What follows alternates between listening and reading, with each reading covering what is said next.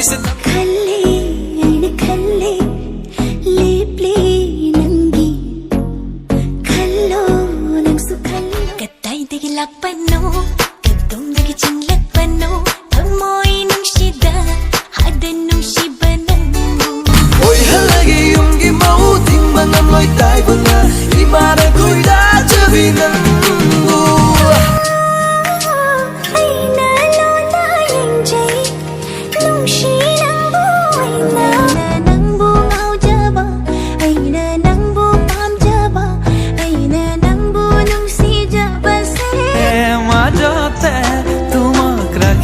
Khoda